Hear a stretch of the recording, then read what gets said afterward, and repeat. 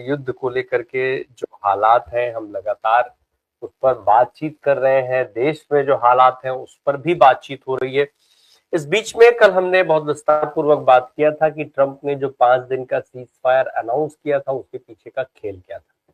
उस पूरी मंशा को ईरान ठीक से भांप चुका था और उसके हिसाब से उसने तैयारी कर रखी थी और हुआ भी एग्जैक्टली वही। अब जिस तरीके की खबरें आ रही हैं और बहुत ही लाइबल सोर्सेज से ये खबरें आ रही हैं, जिस तरीके से वर्ल्ड मीडिया पब्लिश कर रहा है कि किस तरीके से जो है वो अमेरिका अपनी तैयारियां कर रहा था। बड़ी खबर वॉशिंगटन पोस्ट ने भी लिखी है, न्यूयॉर्क टाइम्स ने भी लिखी है, जिसमें ये कहा जा रहा है कि अमेरिका की तरफ से लगभग 2000 पैराट्रूपर्स को जो है वो भेजने की तैयारी है तमाम खाड़ी देशों के अंदर। अब ये तैयारी जो है वो क्यों की गई है, किस लिए की गई है, ये सबको समझ में आता है कि आखिर ये पूरा खेल असल में है क्या और क्यों जो है ये सारी चीजें की जा रही हैं।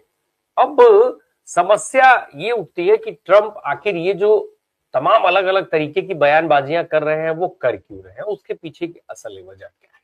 अब दरअसल ट्रंप साहब के बारे में बहुत विस्तार पूर्वक की बात हो चुकी है कि घिर तो वो ठीक से चुके हैं, ऑप्शन उसके पास है नहीं।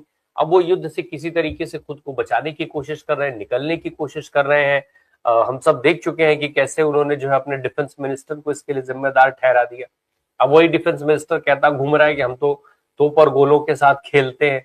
एक उधर ईरान जो है अलग इनको इनके तमाम तरीके के जो दावे थे उनकी हवा निकाले हुए। अब इस बीच में जो सबसे बड़ी और अहम खबर है वो ये कि जो सीज फायर की बात हो रही थी, जो बातचीत के सिलसिले की बात अमेरिका जो दावा कर रहा था, ईरान ने कह दिया है कि हमारी सीधी कोई बातचीत नहीं हो रही है। अलग अलग माध्यमों से प्रस्ताव ईरान के पास भेजे जा रहे हैं, जिसमें कुवैत का नाम लिया गया है, जिसमें पाकिस्तान का नाम लिया गया है।